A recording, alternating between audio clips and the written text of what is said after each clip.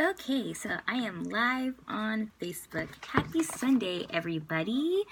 Well, so confession, right? Me and my partner, our accountability partners, we all chose to read a book, and we are reading. Me and my partner, we chose to read How to Win Friends and Influence People.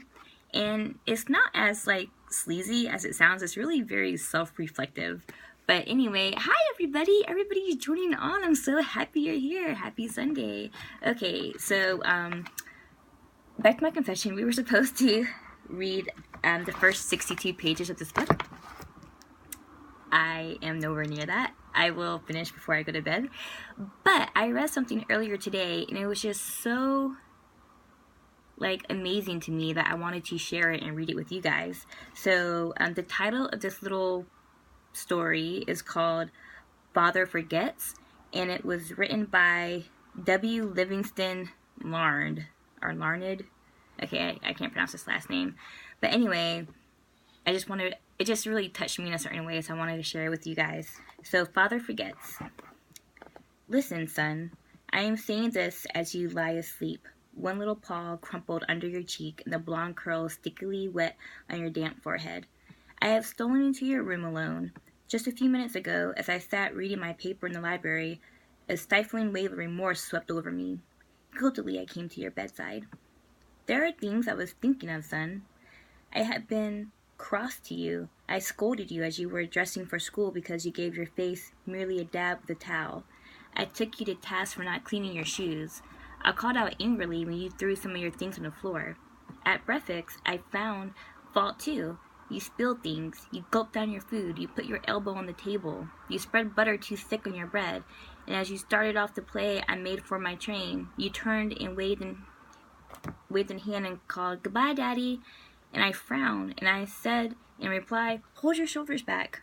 Okay, actually, I should hold my shoulders back. It's just good posture. Then it began all over again in the late afternoon. As I came up the road, I spied you, down on your knees playing marbles. There were holes in your stockings. I humiliated you before your friends by marching you ahead of me into the house. Stockings were expensive, and if you had to buy them, you would be more careful. Imagine that, son, from a father. Do you remember later, when I was reading in the library, how you came in timidly with a sort of hurt look in your eyes? When I glanced up over my paper, impatient at the interruption, you hesitated at the door. "What is it you want?" I snapped. You said nothing, but ran across in one tempestuous plunge and threw your arms around my neck and kissed me, and your small arms tightened with affection that God had set blooming in your heart, which even neglect could not wither. And then you were gone, pattering up the stairs. Well, son, it was shortly afterwards that my paper slipped from my hands, and a terrible, sickening fear came over me. What has habit been doing to me? The habit of finding fault, of reprimanding. This was my reward to you for being a boy? It was not that I did not love you. It was that I expected too much of youth. I was measuring you by the yardstick of my own years. And there was so much that was good and fine and true in your character. The little heart of you was as big as dawn itself over the wide hills. This was shown by your spontaneous impulse to rush in and kiss me goodnight. Nothing else matters tonight, son. I have come to your bedside in darkness, and I have knelt there, ashamed. It is a feeble atonement. I know you would not understand these things if I told them to you during your waking hours. But tomorrow I will be a real daddy. I will chum with you, and suffer when you suffer, and laugh when you laugh. I will bite my tongue when impatient words come. I will keep saying, as if it were ritual, "He is nothing but a boy, a little boy." I am afraid I have visualized you as a man, yet as I see you now, son, crumpled and weary in your cot, I see that you are still a boy. You're a baby. Yesterday you were in your mother's arms, your head on her shoulder. I have asked too much. Too much. Instead of condemning people, let's try to understand them. Okay, so this isn't part of the story anymore, but this is what encapsulated it for me. It was on the bottom, that was a good story. But, in the bottom, it's instead of condemning people, let's try to understand them. Let's try to figure out why they do what they do. That's a lot more profitable and intriguing than criticism. And it breeds sympathy, tolerance, and kindness. So basically, as I read that story, I was like, how often do we treat ourselves like that father was treating, his son? Like it came to him like, oh my gosh, like he's like a little boy, like I need to give him some leeway here. And I mean, I've yet to be a parent, so I'm sure you parents could empathize with this father more so than I could. But in a different perspective, it was like whenever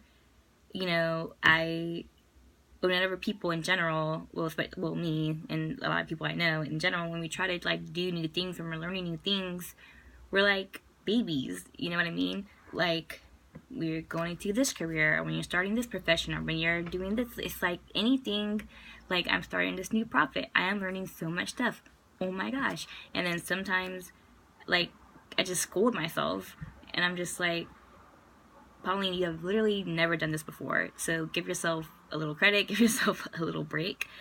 So the bottom line is, we are so quick to be critical, and my challenge for you this week is that instead of being critical, let's just try to be more understanding. If it's with our spouse, if it's with our children, if it's with ourselves, let's just try to be a bit more understanding and patient, and realize that it's day to day for everybody, and there's no such thing as superhumans, and we can just all do our best one day at a time. So again, that story, Father Forgets, it's originally by W. Livingston Larn, if you want to look it up, because it's been in Reader's Digest and People's Home Journals, and it's just been, this little story's just been published over and over and over and over again.